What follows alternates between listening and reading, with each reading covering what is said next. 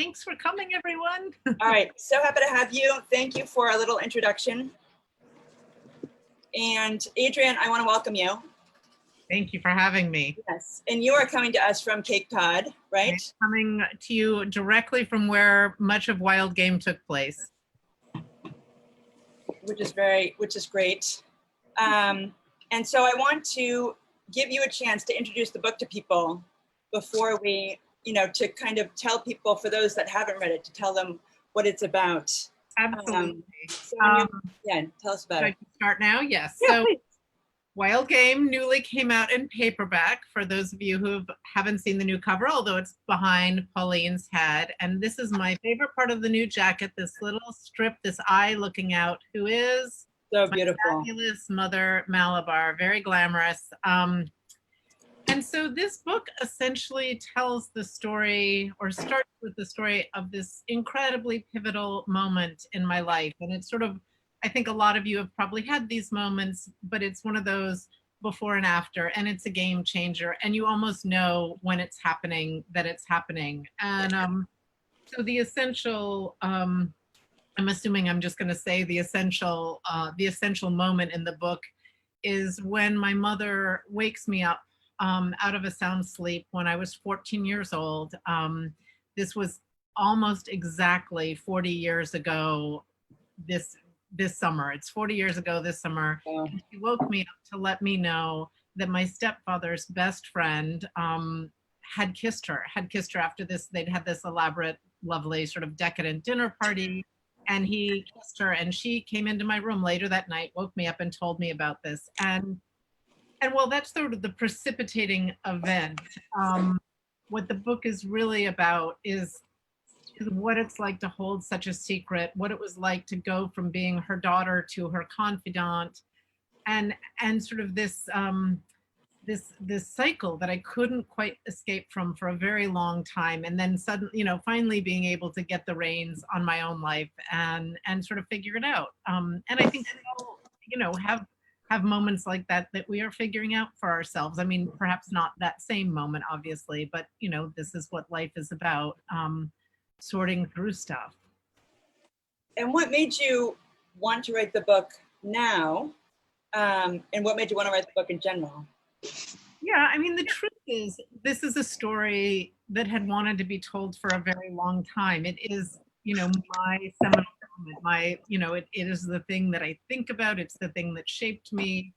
And I think that sometimes, well, see, I don't think secrets like to be suppressed. You can try to hide them in this corner, but inevitably they want to get out. They just do.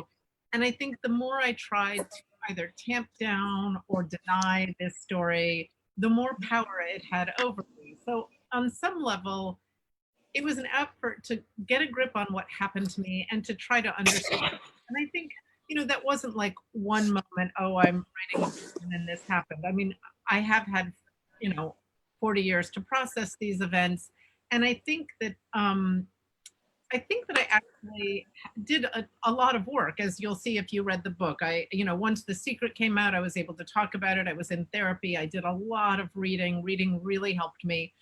But I think to your question, Pauline, about sort of why now, I think when I started to have a family of my own, when I really realized I wanted to start a family, I think I realized that I just still had work to do, that while I'd done a lot, that if I didn't sort of really face this head on in memoir, just really tackle it, that I wasn't sure I could get out from under this kind of legacy of deception and secret keeping that was my family. And it's not that I had any great secrets to keep, but it was something I'd been so familiar with.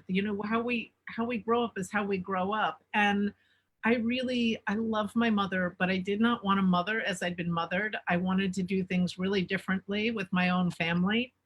And suddenly you have children, and if that doesn't, if that's not cause for revelation, I'm not quite sure what is in the world. But it was, literally the day that I gave birth to my daughter, which actually I had her at Mass General Hospital here in Massachusetts. And I remember my mother and my stepfather coming to the hospital, and I was so excited to introduce my mother to her first grandchild. And, I'd had a C-section, the elevator doors, I'm sort of rolled out of the operating room, about to go into my own room, and the elevator doors open, and there's my mother, and she comes up, and it was the most physical response I've ever had in my life. I remember just feeling this crushing weight on my chest, and just I started gasping for air. I just couldn't even speak. And I remember this very brusque, sort of efficient nurse was like, Malabar that way, Adrienne that way. And, and just she took me into the other room. And when I kind of caught my breath, I was like, what just happened? Like, what was that? And she sort of said, well, it could have been a panic attack and you've had all this drugs from the surgery and so on. But I was like, oh, that was something. That was something. And I paid attention, and I am really glad that I wrote the book, because I do feel like it, it was part of a process. It wasn't just this cathartic thing that I think people think writing is at the end, and then you tie a nice little bow on your life. I'm still working on this stuff, and I think I probably always will be, but it was a very helpful way of understanding it for me. It's so interesting because you do show in the book, you show your journey, and it, you see that it is part of you living, right, that takes you apart from it, and reading is such an important part of it as well, and the work that you did with therapy, but now you're saying that the actual memoir itself was also part of this process of evolution. I mean, I think there are a lot of I'm not going to remember. I don't remember if it was Joan Didion or Susan Sontag, but one of those great writers. I just remember saying, like, you write to understand almost what you think, and to actually have to put words to something, very specific words, and the right words. You figure things out. It's not just sort of matching things. There is a sort of thinking process that goes along with it that's very helpful. Mm-hmm. And you did.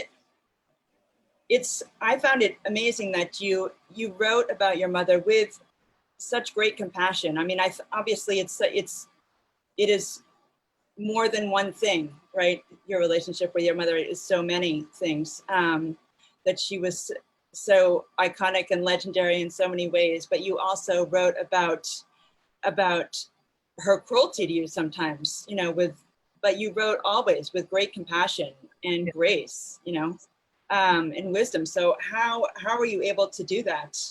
Well, the truth is I feel all those things for her. So I didn't really have to manufacture the compassion I felt. And then the other part of it, quite truthfully, is that when I decided to take this on as memoir, I was not interested in writing a mommy dearest, she's bad, I'm good, and that frankly wouldn't have been the truth of our story. We were a mess in a really intense way that I think happens to some mothers and daughters.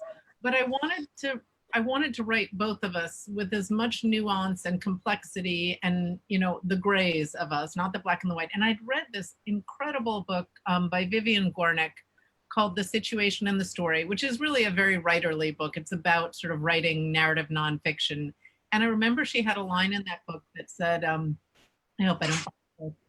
In order for the drama to deepen, you must show the loneliness of the monster and the cunning of the innocent. And I remember reading that and just being like, okay, stop the train. Like, this is what I want to do. I want to show my mother's loneliness, because part of why I have such compassion for her, honestly, her childhood makes mine look like a walk in the park.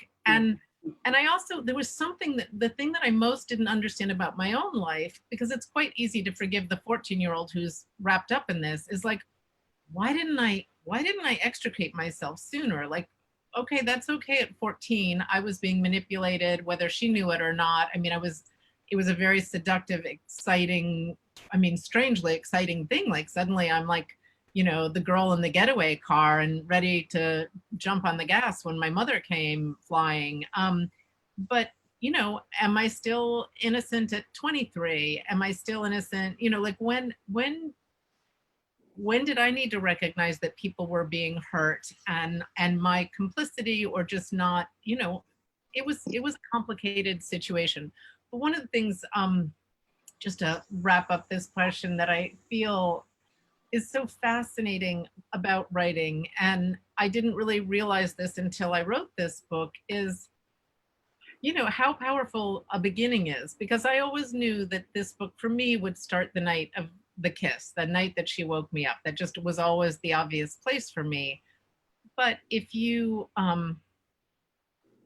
think about how differently the reading experience would have been if I'd chosen to start when my mother when my mother's first child, my brother, died in her arms, right? Like, then you would sit there and you would watch her and think, wow, she's a survivor. She's going for love, even though she's had all these traumas and tragedies. She's like, and you might be in her camp. And so you feel kind of like, this is how we all tell stories, and how, we all have our own slants on things. But I wanted to be really respectful of that. I think in some ways she was a wonderful, I mean, I know that will sound crazy to a lot of people, but she had her wonderful side, and she was, she was very smart, great fun, at times, very empathetic and very supportive. I mean, obviously also she was a narcissist, and she really didn't consider what was best for me as a daughter. But overall, the research that I had to do in terms of putting myself in her shoes, it was a heart expanding process. It was a good thing to go through for me. It's very interesting to think about that as a human being, right? But also as a writer, right? Because that's obviously the job of a writer, is to have empathy for your characters, to be able to depict them fully as humans. Right. So the name of the book that you mentioned is The Situation in the Story. Yeah. Sarah's asking what the title is. Okay. You got that, Sarah? All right. So what was the hardest part about keeping her secret? I mean, you were so young at 14. I mean, it's really hard to.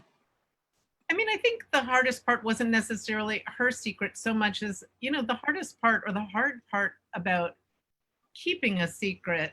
And you can think about this from any book you've read, when someone has, or any real life experience, when someone has kept something essential about them, like if someone is gay but hasn't come out, or someone is holding something that is so personal and so important to their identity, is it keeps you from being known. So, I mean, my best friends didn't know about this. So I couldn't talk to my family. I couldn't talk to my friends. I couldn't talk to my teachers or my mentors or anyone else. And so in that way, the hard part is you don't have fully authentic or intimate relationships because you're hiding some part of yourself. I mean, it's really just that simple, I think.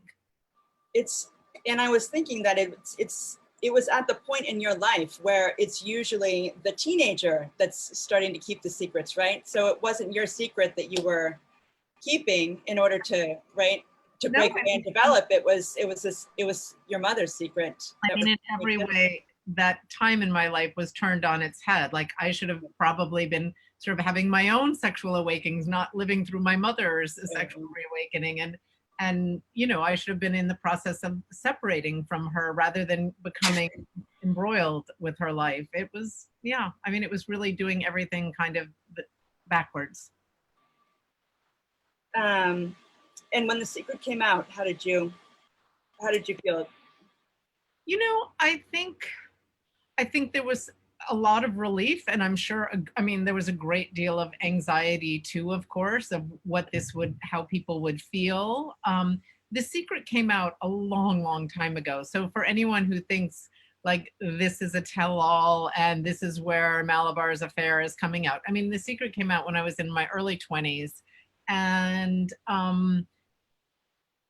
probably on some level, the damage had already been done since I'd sort of been an accomplice for 10 years. And, but I think there was relief. And then it also added the added layer of complexity. And I don't want to give anything too big away in the book, but was that rather than really dive in and explore what it had meant for the relationship I was in at the time, we kind of both chose to think, well, that isn't about us. That's about, those parents.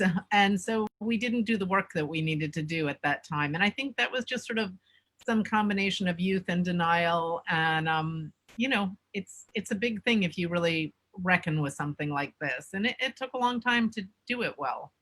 Yeah. Yeah.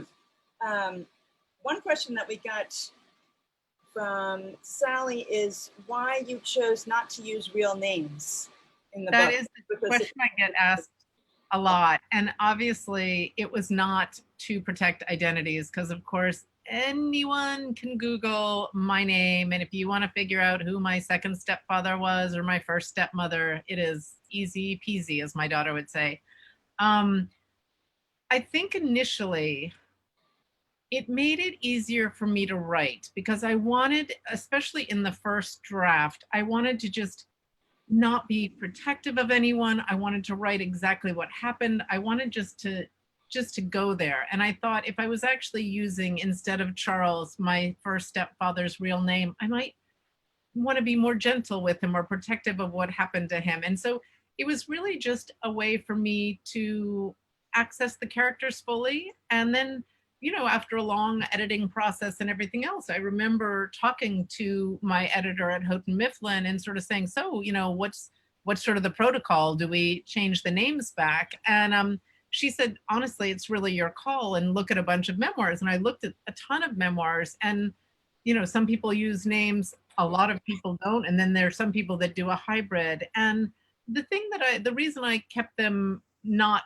like the actual names was less for the people in the immediate circle. The inner circle all knew very much about it, knew the whole story and so on. But I felt like that next ring out. So both my stepfathers had children, had grandchildren, had nieces and nephews and so on. And I thought, it's probably going to be easier for them to read this book, whether or not they know their stories, without their friends going, oh, isn't Joe Schmo, because all the names are sort of unusual and it would have been very specific. And I just thought they probably would rather not, but there wasn't any big, no one will figure this out. But I am always surprised that people actually do kind of go down the Google rabbit hole and find these facts out. Yeah, it kind of sounds like this from this member's email that she was surprised at the end. I think I had a moment of surprise too, where you said, because I guess you did say in the preface that the names were changed, right? Yes. I mean, you gave some sort of caveat, right? But I think my mother's and mine, Right. So maybe it didn't fully register. So I think the afterward was a little bit of a surprise. So let me ask Hollis. Okay, here we go. Oh, all right. So we are going to talk about the necklace. I just want to circle back about, let me look at this other question. Okay, let me just ask Lisa's question. Why and how did it come out at age 24? Oh, okay. So, and second, how damaged do you see yourself now? I'm a psychiatric nurse. So laughing. Maybe she's. How did the secret come out? Is that going to ruin the book if I tell people? Yeah, I mean, maybe it takes reading the book to know how the secret came out, because it was pretty involved, I'd say. But yeah, it's told. And do I feel damaged? No, I don't feel particularly damaged. I feel, like I've worked through something. I mean, I feel like most of us, most have experienced some kind of trauma in our life. And obviously they can be vastly different, but I have a really happy relationship with my husband. I've been married. I've been with him for 20 years. I have 2 beautiful children. We don't keep big secrets. It's I don't know. I mean, I also think probably my mother wouldn't describe herself as a damaged person. So maybe I'm. Yeah. No, I mean, that's one of the miracles that I thought of the book and of you, is that how beautifully you have come through it, I have to say. Oh, thank you. Yeah. This could have gone, I mean, the book itself, but also so I kind of understand, it sounds like a strange question, but I can understand No, Well, and I yes, totally because it is kind of miraculous. I Yeah. totally get it. And I think all of us, it's some combination of nature and nurture. We can all see two kids from the same household and one is really troubled by events and the other isn't. And I don't know what part of I do have a fairly optimistic outlook. I do I don't know what combination is just who I am. And I also feel like the I don't know, it just sounds so defensive to say you don't feel damaged, but Yeah, no, I know. I mean, I guess there's a different way of looking at it. Is a legacy, right? We all have various legacies, yeah, from the necklace, right, which we can talk about, sure. to physical legacies or emotional legacies. Right, And so I think part of this book is about how you dealt with those legacies in all of right, their forms, right? Because right. um so let's I want to ask you about writing the book, because your mother, I mean, it was 5 years ago that you started to write this. Basically right around then, yes. Okay. um Probably and a little bit less than 5 years ago. If it's 2020 now. I mean, I went yeah, I mean, I went on a residency where I really got a toehold on it. And that was a huge thing to do for me because I work full time. I have two children. I have a marriage, all this stuff. And I remember thinking like, how can I possibly give myself permission to go and start writing a book? I mean, no one was waiting for the book. I didn't have an agent or an editor, and it just seemed like this ultimately kooky, sort of really I'm going to take 3 weeks away from my life to do this, but it was great and I got a toehold on that, and then I just started writing daily, and I really wrote after I got that chunk written, um and then I started, instead of hoping for another chunk which might have happened in 10 or 15 years when they're at college, I thought, okay, I'm going to write every morning. So I started getting up very, very early in the mornings at, 4:30 or 5 in the morning. And I would write before I got them to school and went to work. And then honestly, it came kind of quickly. I mean, it won't sound quickly. The first draft, it took about a year to write the first draft of the book for me. But when you hear about people taking 10 or 15 years to write a book, and I think that had to do with just the amount of time I'd processed and thought about it in my life and how much I'd read already. And then, there was a year of revisions, or not even, maybe 9 months of revision, and then it came out. yes, because I want to ask about, I think you mentioned in an interview that you told your mother about it, that you were going to write it. But then I want to ask, to what extent was she involved? This is Angela's question, as well, that your mother has dementia, and was she aware that you were writing it? And has she read any part of it? But I also want to ask if your journals that you mentioned that you wrote throughout your life helped. Oh, Then the role of literature and Margot. well, that's an easy So, question. No, there are a lot of pieces there. yeah. So starting with my mother did know I was going to write this book, and I think more than that, like, this is the thing I've been writing on some level my whole life as I was figuring out that it was going to be memoir. So when I was in my 20s, I kind of wrote some pretty terrible short stories, thinly veiled fictional stories about it.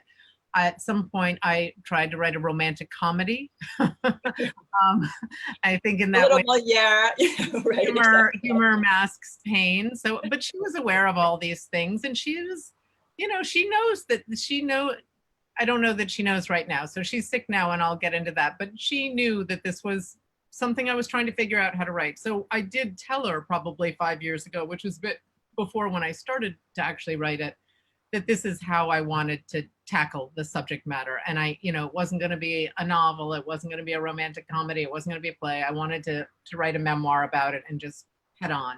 And, I'm not saying that she, was delighted by this news, but she was supportive. She understood that I needed to do it. She's a writer herself. She'd been married to my father, who was a writer too. And so it wasn't like she tried to stop it or anything. And she provided me so much helpful information. She was a big chronicler of her own life. So she had all of her articles. She also kept, her equivalent of journals. What I haven't told you about Malabar is she is an unbelievable cook. So she was testing cookbooks my whole childhood. She had a food column for the Boston Globe. This was just her life and work. So she kept these meticulous sort of journals of meal by meal. So actually, that was so helpful to cross check against my own journals of my childhood, sort of, and to see, oh, that recipe about this phase when she was doing Turkish cuisine came out that summer. So I did a lot of factual cross checking that way. But my mom, dementia is a really tricky disease. It doesn't really come with a start day and an expiration. It's just, I think she's probably had dementia for longer than we knew, in a very mild way. She certainly was functioning 5 years ago, living on her own, driving, doing everything on her own. So I don't know the degree to which she was struggling. Probably starting around 3 years ago, it got much more serious. And that was when I was writing it. So did I share the book with her? I have read huge chunks of the book to her. And I think for the most part, she really enjoyed it. I think part of that is because there's a lot of descriptions when she was just this fabulous chef, putting together meals, seducing people. Right. At the absolute height of her powers. Yeah, at the height of her powers, when now, of course, she's fairly powerless. That said, has she read the book in a way where her brain could comprehend from A to Z and understand all of it? No. And she's very sick now. She knows who I am. She knows my family. She can engage sometimes in a conversation like this, but if I left the room and came back, we would start again. So that's sort of her state. All right, we'll come back to literature because I feel like that's quite a big chunk, and I want to ask a couple questions about it. Okay. So while we're talking about the cooking, tell us about the title. I think it's such a fantastic title. So yeah. Oh, go ahead. Go ahead. Yeah. So I've told you that Malabar is this amazing chef, and that is her real name, by the way. If anyone misunderstood that I changed everyone's name, my mother's name is Malabar, and she in every way lives up to that name. She is grand and... Here, I'll share our screen so we can see the photos. Okay. Yeah. And should I just talk through that? Yes. Okay. So that's her in her heyday. And so she, as I said, she wrote all these cookbooks when I was growing up. When this affair began, what I haven't really talked about is that they were couple friends. So my mother and my stepfather had been great. This was my stepfather's best friend, and he and his wife had been part of our lives. Not close, but I knew them. And the other thing I should say, just so it to provide compassion, whether or not you want to experience it, is both my stepfather and Ben Souther, her lover's wife, were quite sick, or just relatively frail as people. And Ben and my mother were both sort of very dynamic and lively and so on. In any case, Ben was a huge recreational hunter and fisherman. And so they wanted to keep having they wanted to get together and have weekends with all of them. And so they created this cookbook idea where they were going to create a wild game cookbook. So these weekends would work out when Ben and Lily would show up on the Cape, and he would be carrying some hunk of meat, whether that's like boar or venison, or there was more exotic stuff. He also raised pigeons, so he would bring them. On the Cape, I mean, you could go lobstering, clamming, fishing. There's just an abundance in the harbor right out here. So there would be these big moments, these fantastic meals, and it was a legit cookbook that they were working on. It did not get published. There was a proposal sent into Pequot Press, which is where my mother's other books had been published, and essentially, I don't think they thought there was a big appetite for wild game. And of course, there's the double entendre. Yes. So did they come up with that title? That was their title, Wild Game. The Wild Game Cookbook. And they knew it was a double entendre at the time. I mean, I don't know that they thought of it as a double entendre. When I started writing the book, I was like, what am I going to call this? And I had a terrible working title for a while, which I think was, oh my God, I shouldn't even say this out loud, but it was Infidelity, the subtitle, A Family Affair. Oh, and then, when I just, that was my working title. And then when I got to the chapter, which I think is chapter 5, that was Wild Game, I was like, oh, duh, that just light bulb moment. And there was really no coming back after that. Because from the way you'd written it, it sounds like it was kind of a ruse. The cookbook was a ruse for them to be able to get together and work together on a regular basis. And it was both of those things. It was a reason for them to see each other, but also, like, my mother took cooking very seriously. Like, she got into it. She didn't think she was doing it just to throw it out later. I mean, some of these recipes were published and every other thing. All right, let me just catch up here on the questions. So let's talk about then the necklace. So I will show.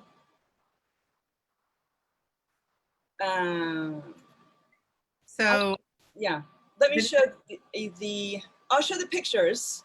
We'll go through and then we'll end at the necklace and then you can talk about the necklace. Okay. So those are my grandparents. That is baby Malabar in the middle, but they were, she was born in India, in Mumbai now, near Malabar Hill, which is, I'm assuming, how she got the name. And that's me and my mother when I was a little girl on Cape Cod. So you can see she has a heart. She's very empathetic. But that was sort of a sweet moment. That's more, the next one is more just like how I remember my mother. She must be probably around my age or maybe a little bit older in that photo. She's on a boat, which was one of those pontoon boats. And she just loved being on the water. She was very game. She always liked to have company and show them a good time. Mm.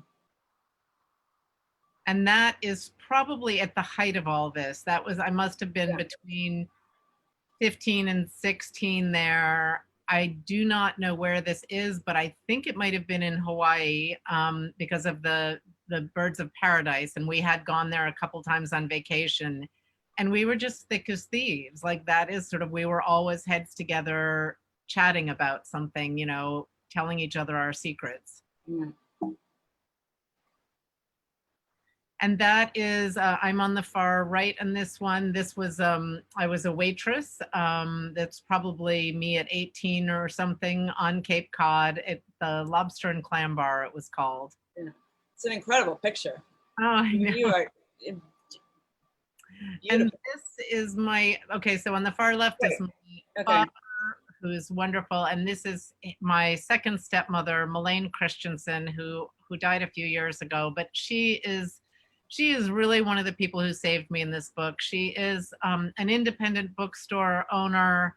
And she, from the moment I met her, which was in that period of my early to mid 20s, when I was really, things were going downhill for me. I just hit this depression, this secret, everything had caught up with me, living this sort of duplicitous life. And it's as if she understood before I did that I needed help. And she would just press these wonderful novels in my hand that almost always featured some young female protagonist, whether it was Dalva by Jim Harrison, or Their Eyes Were Watching God by Zora Neale Hurston, or any book ever by Barbara Kingsolver. I mean, it was just, she would hand them to me, and she really ignited my passion for reading. And we'll talk about that later, but I do think reading is one of the most fundamentally empathetic, wonderful things that any of us can do to put ourselves in other people's shoes and live lives that we don't otherwise live. Yes, what she says, you have no idea how much you can learn about yourself by plunging into someone else's life. Yeah. And then you can read your way into a whole new narrative for yourself. Mm-hmm. Yeah, that's why I say it seems like a very big piece of the puzzle in terms of you being able to evolve out of this, but also as a writer. Well, and I don't know, I mean, before meeting her and knowing her, I'd studied, I think I tried to avoid writing because my father was a New Yorker writer, and, I told you about my mother, but I think I was just like, no, that's for those people. It's not for me. And I I went to college, I studied political science. I had a, multidisciplinary degree that was more sort of history and urban studies and that kind of thing. And I actually got my master's in public policy. And then it was through, she's Margot in the book, Melane Christensen in real life. It was through, she just ignited my passion for literature, which is why I left my career and went into publishing, and really have just had the most satisfying literary life, both, on both sides of it, editing and writing. And I really owe it to her. And I wanted to show this picture because of Kyra's wisdom. She's in this photo, right? Yes, she is. Yeah. Far left. And what she said about your mother being lonely. Yep. She really opened my eyes to that. Yeah. And that loneliness is not about how many people you have around. It's about whether or not you feel connected, whether or not you're able to be yourself. And the lonely feeling comes from not feeling known. Yes. And so that the link between, secrets, her secret, your secret, and that insight of loneliness and feeling known. Yeah. I mean, that's. No, and I think, female friendships really saved me too. So I feel like if there was a troika of things, it was friendship, literature, and obviously good therapist helps. Right. And here we have. Okay, so this is basically the symbol that I used. I mean, there were other sort of objects. My mother really conflated kind of love and money and really had a hard time letting go of her possessions. But the story behind this necklace is essentially this. I don't know how many of you are children of divorced parents. I obviously am, and my mother was. And I think I can speak for most people I know who have divorced parents when they're children, is that even though you know with certainty that they should be divorced, like no good will come of them being married, you secretly kind of want your parents to be together. I think we all do. And so my mother, at around age 8, actually witnessed this happen. Her divorced parents got back together, and she saw her father get down on bended knee and bestow this extraordinary, antique necklace to her mother. And I mean, it's real. All those are gems. It's just this hulking, glorious thing. It's a very magnificent necklace. But cut to, it was one of these things, and I don't want to, again, give away any big moments in the book because there's a very big moment around this necklace. But my mother, the generous part of her deeply wanted to give me this necklace, and yet she couldn't. She would kept sort of taking it back. She would give it, okay, on your 20th birthday, okay, on your 30th birthday, okay, at your wedding, okay, she just couldn't do it. And so it actually has not happy memories for me, and not because, and this might be in reaction to my mother. In reaction to my mother, I am not a very material-minded person. I mean, I like nice things, like everyone likes nice things, but I do not have diamonds and big jewelry or anything like that. And I would never in my normal life, like you saw that picture of her at first, you could picture that necklace around her neck. I mean, I don't wear stuff like that. I've never worn the necklace. I can't imagine ever wanting to wear the necklace. I sort of, because it has such strange feelings for me, I can't quite imagine having my daughter wear the necklace. So I've sort of struggled with what to do with it because it is in my possession now. And the other thing, she really inflated its value in her mind. So, which is strange because she's, knows about art and she's a very smart woman. So she knows that nothing is unappraisable, which is how she would describe this necklace. And yet, well, it had this mythic quality to her, clearly, right? And it was some sort of talisman for her power, her beauty, but also like something with her parents. And it was much more than a necklace to her. Absolutely. But she really thought it was, like the Hope Diamond of necklaces. And people always ask if I've gotten it appraised. And I didn't have it formally appraised, but at some point a few years ago, I did send a photo of it to someone I knew at Christie's, who put it in front of the person who's the antiquities specialist there. And he said, look, it's a lovely necklace. I'm sure it's more valuable than any piece of jewelry I own, but it's not you know, not a down payment on a house. It's not putting my kids through college. It's not it's not going to be the saving thing for my family. But it's a nice necklace, and I'm still figuring out what to do. And most recently, I've thought that I would break apart each of these little squares and make rings for some of these women who've been amazing to me in my life. Oh, I wow. think that's a way to kind of change the juju around it. Yes. What a beautiful, yeah, I hope. I think that symbol. think You that know, idea make for it the into a moment. new symbol. Yeah. Yeah, give Or it some something else. positive. Okay, let me take a look at the comments and questions. There was a question about your brother. How's the relationship with your brother today, and how did he deal with the secret keeping with you and your mother? Well, first of all, as I said, The Secret came out a long time ago, and he actually, though he wasn't on the first rung of being told, he found out about it earlier than when it publicly came out. So he is known for a long time and kept it to some degree as well. I don't think he was never her confidant in the same way, and I don't think she required the same stuff of him.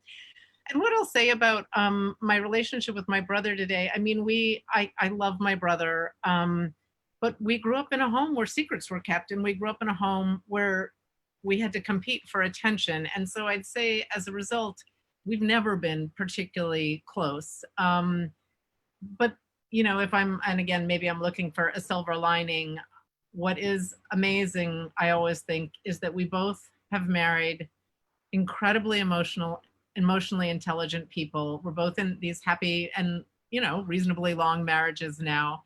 And our children, the next generation, are just besties.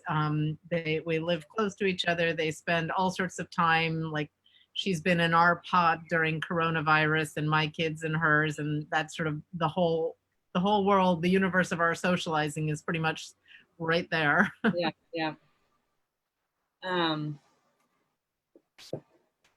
So the book is going to be filmed, yes?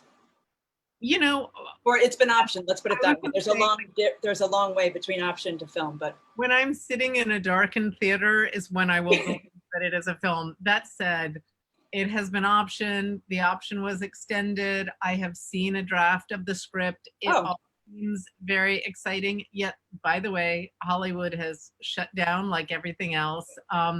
I can't get a peep out of anyone if anything's going on. So I have no idea. I think all systems, everyone tells me all systems are go, and I'm more than happy to believe that, but it also feels like this separate thing, and it's exciting.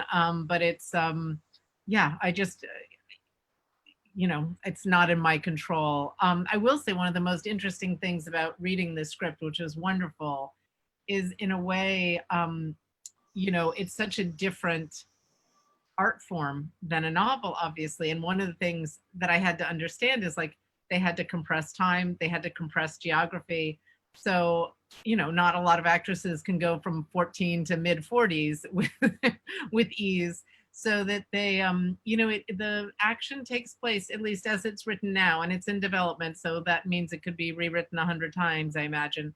But as it takes place now, it's sort of between about 15 and 23. And it is so fascinating to me that this screenwriter was able to capture the emotional truth of the book and yet make it a different story. And it's actually something that makes me so happy, because I felt like it would be really hard to read someone else's interpretation of my life. And it's inspired by, like, it's different enough that okay. it doesn't feel like, oh, they got my mother wrong, or oh, they did this. It's like they got the truth, but it's different, which makes it easier for me. That's interesting. Because I thought it would be a blessing if the author is a producer. You see on some of the films that that would be a more accurate, right? But you're saying kind of the opposite, that you're happy that someone else's. For me, I have felt that way, but I also, I used to work for Francis Coppola, so I've worked for a film director in a literary capacity, and I feel like I understand that these two things, like no part of me wants to write or be in control of. I think it would be a terrible movie if it were in my hands. I don't know Well, how I to. don't mean executive producer, but I mean like Yeah, consulting yeah. or whatever. Yeah, yeah. Well, some degree without the title. I mean, that's what you do when you're giving all the feedback on the script and telling, I mean, I spent a lot of time talking to the director, and she came at one point to the Cape. So I told her around to all the sites and places, And so what about casting? I mean, for your mother and for yourself, I mean, do you have thoughts about that? You probably don't want to say it out loud. I have got to get a better answer for this. One of these things, like, I don't know why I'm surprised everyone asked me, and I have yet to come up with a good answer. And part of that is because, by the way, like, my mother in this movie is younger than I am now. So when I think of people from my mother, we're all thinking of older women. And actually, I have to think of someone younger than myself for my mother. And I think the greatest requirement of that part is just presence. Like, there's one of those, Kate Blanchett, someone who can come into a room and just be like, now people. And then, of course, I don't really know the 16-year-old and 18-year-old actresses, but I'm going to figure this out so I answer better the next time. Stay tuned. So it is an audiobook. And so people are saying that the audiobook is wonderful. Were you involved in that, or how did that come about? I was invited to read the audiobook, and I was really excited to do that, except I was also told, by the way, this is really, really hard and a major time commitment. And it was taking place at a time when my mother, she goes through periods of being very stable and then periods of really sort of precipitously failing. And it was at a time where we were very worried about her. And I thought the last thing I want to do is add this level of stress to my own life, which is a full-time job for 2 weeks in addition to my own full-time job, and then maybe having to bail partway through it because my mother had taken a turn. So I decided with some reluctance not to do it, because I actually really love, if an author can read well, I love hearing a memoirist read their own work. That said, they gave me they sent me all these voices, and I was listening, and I fell so in love with Julia Whalen, who I think did do a tremendous job. I mean, it's, the funny thing is, of course, like, every one of these lines, I just know how it is in my own head. So when it's not hard for me, but it's so interesting. I'm like, no, this line is like that, but it's fun to hear, and I think that's like, the other truth of that is, one of the things that I've most realized on book tour, and is a fundamental truth about writing and publishing a book, is like, I know everything that I meant to write. I know my book. I know what I felt, what I wrote, and yet it's probably not the same book that any of you have read. And likewise, it wasn't the same book that Julia Whalen read. I mean, everyone reads these things through their lens, which is why I can go to one event and people can be like, oh my God, Malabar, what a monster. And another one, they'll be like, oh my God, Malabar, what a feminist. And I'm just like, what? It doesn't, and that's kind of the magic of books too, is they are what we need them to be for ourselves. And I want to ask about literature again, and then I want to ask about your career, but I know that time is short, so I just want to make sure to get to both of them. But Jody says that the narrator was perfect, so really loved it. So I wanted to ask about your note cards. My note cards, yes. Because I love that system, but then I also found myself asking, how big are these note cards? Because I couldn't imagine, for example, with this book or any other, having just one. Tell them about how your note cards are constructed for books that you read. It's so funny because I don't use them anymore. Now I'm seeing if I have a note card in it, but they're just the little 3x5s. And it was almost because I was such a beginner at reading or something, but I was so fascinated by the books I read that what I mostly would do on the back, I would write literally words I didn't know. I mean, just like I would look up words and define them. So I learned more words that way.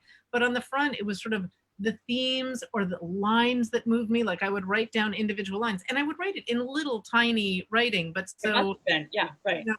And some of them went on to several note cards, but for the most part, it was just sort of, if you read a book, I mean, I don't know, I would find 5 or 6 moments that just were like mind blowing to me, like The English Patient, Michael Ondaatje. I don't remember what lines I pulled out from that.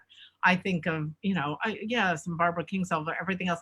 And I used to I don't know why I started. I just did. And I would keep them in the book while I was reading it. So I'd write them down. And then they just kind of littered my home for the longest time. And then, sometime when I was dating I was probably in my 30s, my boyfriend at the time found this beautiful antique, it's just like this big, but it has these very long drawers. And I just started putting them in there, alphabetizing. And, gosh, I wish I still did it. Now, when I take notes, I put it into a computer file, which is far less attractive. But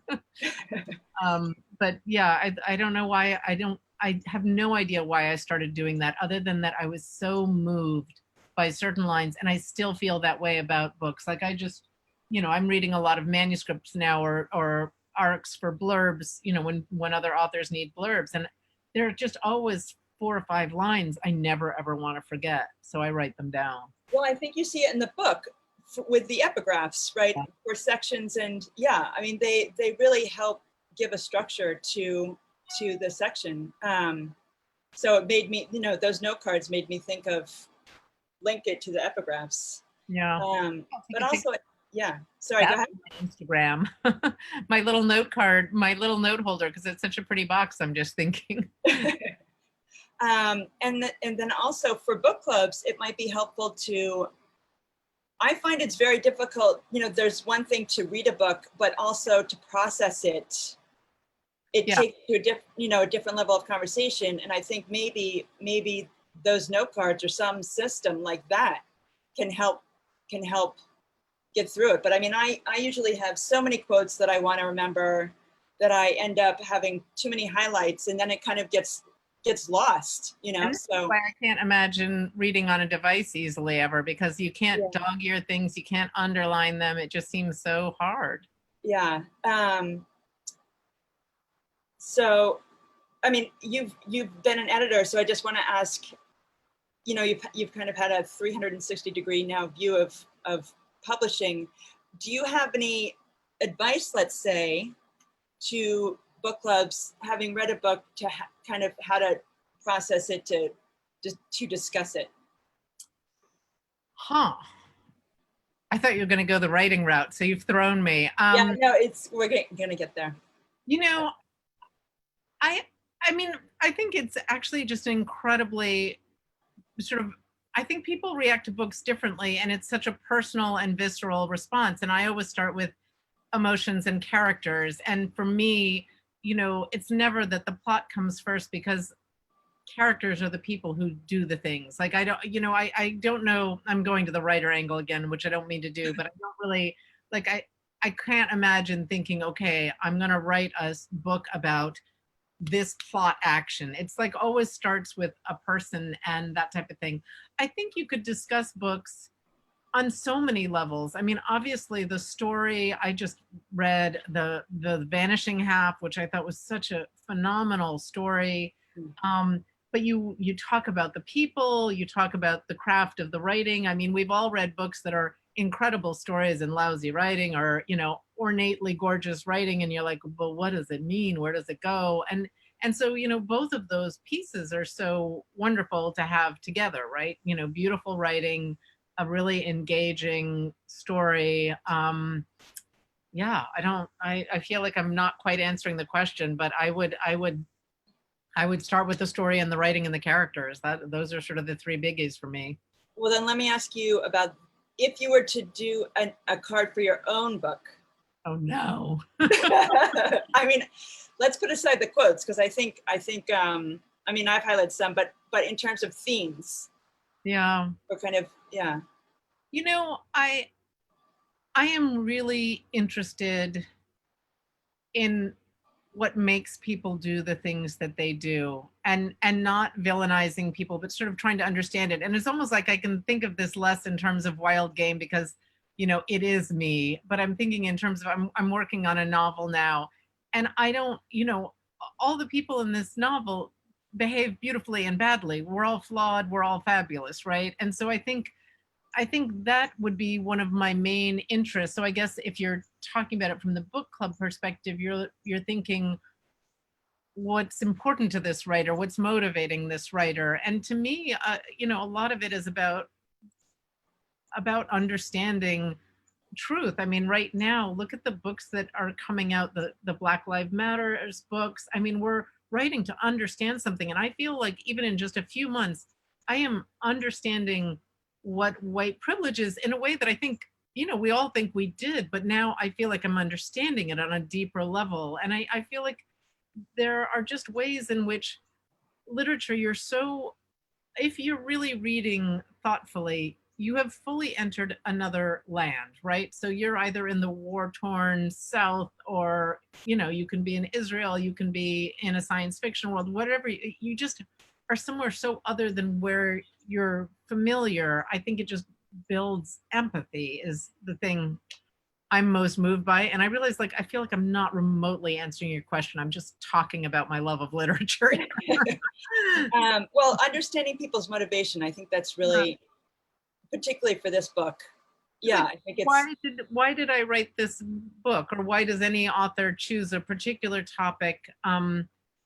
Because, especially with memoir, it's not really about the events that happened. It's not the Pain Olympics or something. It's about the consciousness about the events. It's about understanding, like in Educated, you're trying to understand why Tara Westover, how she got out and why she went this path of education. Or you think of Mary Karr's books, or, The Glass Castle. I mean, it's interesting to understand what was left out too, I guess. Yeah. Yeah, there are many layers to that. I mean, there's the reader's understanding of what, of your motivation, what you are depicting as your motivation. Right. And now there are, there's a question that I wanted to mention, but we're kind of past it, is someone asked, what do you think the role of alcohol in terms of the family's, your family behavior? What was the role of it? Was there? Huge. I mean, it was just a huge numbing agent for my mother. And I honestly, I am not a doctor, but I am so convinced that her dementia is related to just massive alcohol consumption. And I will also say, I didn't see my mother drunk. I mean, my mother wasn't a slurrer, fall down on the floor, sobber, or anything like that. But the sheer quantity of alcohol that went down every night, and just as part of, I don't want to say that generation, because I don't think everyone in that generation drank that way, but a certain sort of waspy New York lifestyle. She was, born in Bombay, but mostly grew up in New York and Massachusetts. And, it was just, I think there were 3 martini lunches when she worked. And, she drank. I never saw a night go by where my mother didn't have a couple cocktails and then a bottle of wine with dinner. That was just sort of the standard. I have to say, I found myself wanting to know more about her childhood. It seems like it was a choice on your part to not kind of go more deeply, but. Well, yeah, I think she had a lot of trauma in her childhood, and, she was an only child of 2 very volatile, also arguably alcoholic parents. When her parents were divorced, which happened twice, I think, it really changed the environment for her growing up. She was alone with a mother who really had a drinking problem. I think, her father was also kind of a scoundrel. I mean, there just were all sorts of women all the time. There was a whole secret other family, discovery of a half sibling she didn't know about. I am sure if I ever went down the DNA route, I'd have more cousins that I'd never heard of, than I could shake a stick at. He was one of those people. And then I want to make sure to talk about your career and Zoetrope, and yeah, just tell us a little. Do you mind saying 10 extra minutes so we can talk about where and what you're doing now? Right. So I, thanks to my stepmother, I woke up one day, with my job in government and, about to sort of, I don't know, become an unwitting bureaucrat, just thinking, no, I am not reading all the policy journals. I'm reading the literary journals, and I want to make a change. And so there was obviously one piece of many things that weren't going in my life at that time. So I was living in California. I was married to the wrong man. I was in the wrong profession, and I made this huge change in my life. And I moved to New York and decided to try to get into publishing, and decided that I wanted to be, in the world of literature. And I made that happen. And I went there and, had some pretty darn lean years, my ramen noodle years of, being a reader at the Paris Review and, working as editorial assistants in various magazines, but really trying to figure out how to get the job that I was hoping to get. And the truth is, the publishing industry is very apprenticeship driven. And I wasn't 20. I was like in my late 20s when I was trying to figure this out. And so I really couldn't find it. And I'd had some serious jobs. I mean, I ran a political office, and I was, a legislative assistant for an important politician in California. And it just felt like, wait, am I really going to be sharpening someone's red pencil for 5 years before I can get my hands on a manuscript? And not that I felt like I should, leapfrog over anything, but it just felt daunting to really not have any sort of professional credit for this job switch or career switch. And then I, in one of those sort of freakish and random ways, I learned that the filmmaker Francis Ford Coppola, who I had no relationship to, no connections to, nothing, was really interested in creating a story magazine. And I mean, there were so many different ways that I'd heard about this, in my little drudge job as a reader for the Paris Review in the basement of, this. But I found out, and I wrote him a letter, and, cut to about 6 months later, he calls me back, and we suddenly have this conversation. And that was really this turning point where I mean, that might have been one of the most wonderful jobs of my life. I had no idea what I was doing. I mean, like, to start a magazine, I had confidence in my literary taste, but like, how do you get agents to send you stuff? How do you buy 2 tons of paper until you buy 2 tons of paper? What's a printer? How do you distribute? How do you circulate? What is the difference of those two things? So, like, learning curve like that. And I loved it. I was,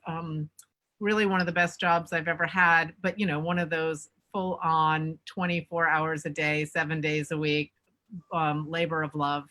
And then after that came to a beautiful end when about 7 years later, we'd won the National Magazine Award for Best Fiction, beating the New Yorker a few times. And I was like, okay, I'm ready to sort of have a sane life. And I'd also then met right at the end of Zoetrope, I'd met the man who I wanted, who was my boyfriend at the time, who I'd go on to marry and have children with and everything else. And so then I got into publishing. I became a book publisher, book editor, and did that for many years, which was deeply satisfying too. I think I probably got so much of an education. I don't have a MFA in writing, but I worked on manuscripts for 20 years probably. So I think I absorbed a lot about structure and pacing and all that without really even understanding that I was absorbing that. And then I left book publishing about 7 or 8 years ago. And I'm now in another really wonderful job that I love. I run a literary nonprofit. So we have all sorts of literary programs. And a writing conference, author speaking series, writing. The Aspen Institute, which I associate with the the kind of, what is it called, the Ideas Institute, the Ideas Festival, right? No, yeah, the Ideas Festival with the moguls. Everybody knows it because of the moguls, but yeah. So we're one of the programs of the Aspen Institute, and it's really just like, it's been a gift. I mean, it's just been able to stay in the literary world and yet do something entirely different. And also in that way that I'm not, nose into a manuscript, doing a deep dive on structure and stuff. I think it created space for me to tackle my own work, which has been really lovely too, because it's a very different, you use a very different part of my brain for it. So there are 2 literary festivals, right? Summer and winter? Yeah, they're different things. One's a writing conference, and one is sort of this series of an author reading series. And actually, now it will be virtual this winter, so you don't have to fly to Aspen. Look us up, Aspen Words, and come to Winter Words. It'll be great. I'm still lining up the speakers, so I can't tell you who yet. And so you're writing a novel now? I Tell am us about working on a novel. Yeah. Oh, it's top secret right now. I'm really at the embryonic phase, but it is so, can I just say, it is so fun to be at the beginning, because it's that point.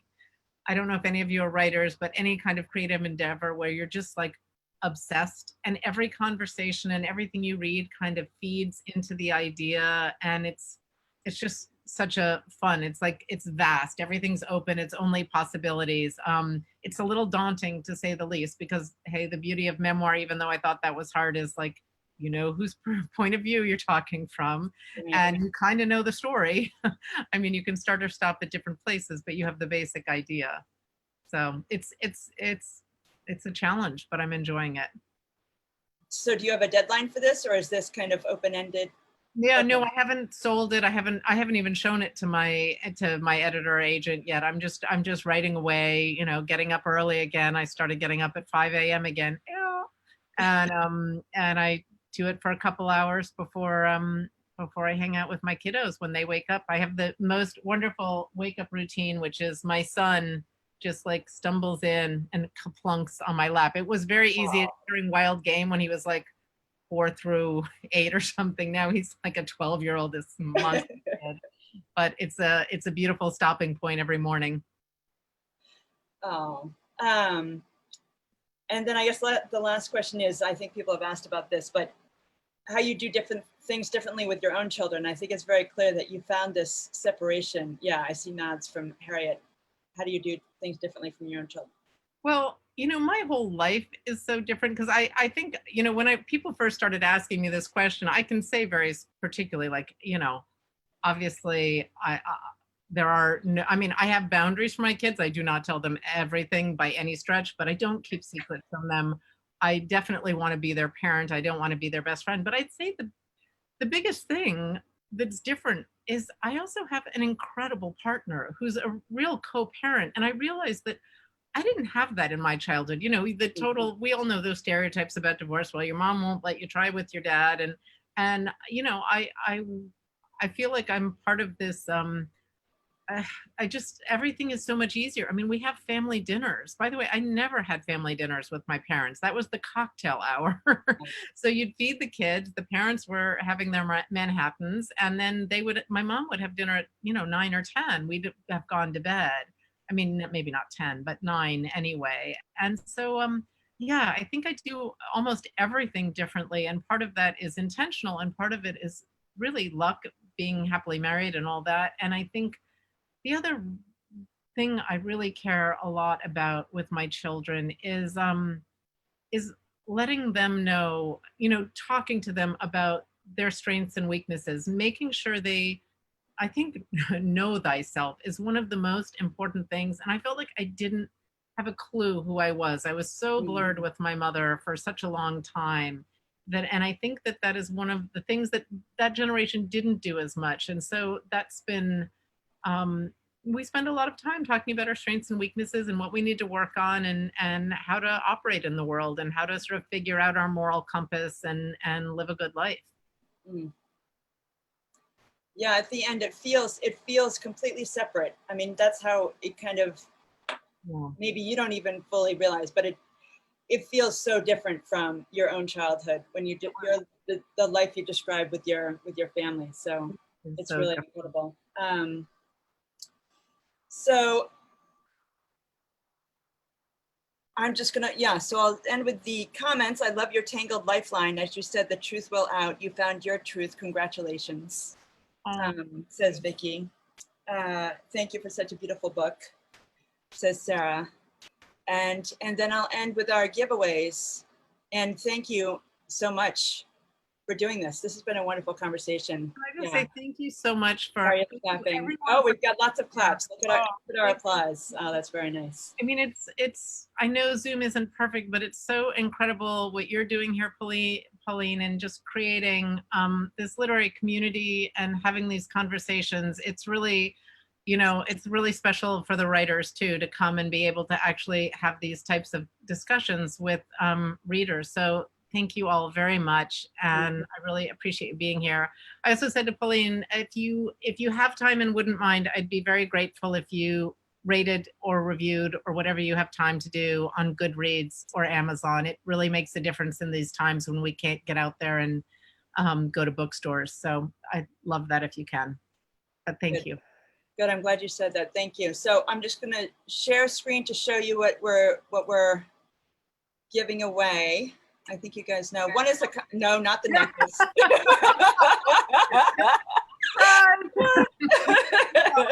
Surprise! No, one is a copy of the book, and then one is, I saw this from your Instagram feed, Adrienne, is this clam bake, which I thought was so adorable, and also from a Cape Cod chocolatier, which I think is important to support during this time. So the chocolate clam bake is for someone who's read the book, and the book is obviously for someone who has not read the book. So I'll pick someone who's been brave enough to be on camera this whole hour, and then we'll just make sure. Okay, so Brandy, have you read the book? Haven't read the, okay, so you win a book. So you win the book, Brandy. Sorry, I was muted. Yay, thank you. Okay. And so I hope you like email me your email Pick me. Hold on, I'm not done yet. So Brandy, email me, Pauline@bookmovement.com, your mailing address, okay? And I'll make sure to give it to the publisher. Oh, that's so exciting. Thank you so much. Okay, you're so welcome. And then I'm going to scroll to another part of our, let's see who we've got here. Wait, oh, I lost you. Okay, hold on. Sally. Oh my Sally, God, have you check this read? out. I just found Sally Kelly, have you read the book? Star Wars movie. Okay, then you get the chocolates. All right, Sally. No one else thinks this is cool? I found something better. Ticket to Empire Strikes Back? Thank you very much. Where is it from on Cape Cod? Because we have a little place in Cape Cod. Chatham. My daughter got married in Chatham, so yay. Oh. And I was at Nauset Beach the week before I read your book. So thank you. Love the book. Loved it. Thank you very much. Oh, good. Good, good. So email me, okay? Pauline@bookmovement.com, your mailing address. Okay, good. Okay, so thank you, Adrienne, so much. This all right. really wonderful. Bye, everyone. Okay, bye, everyone. Thank you.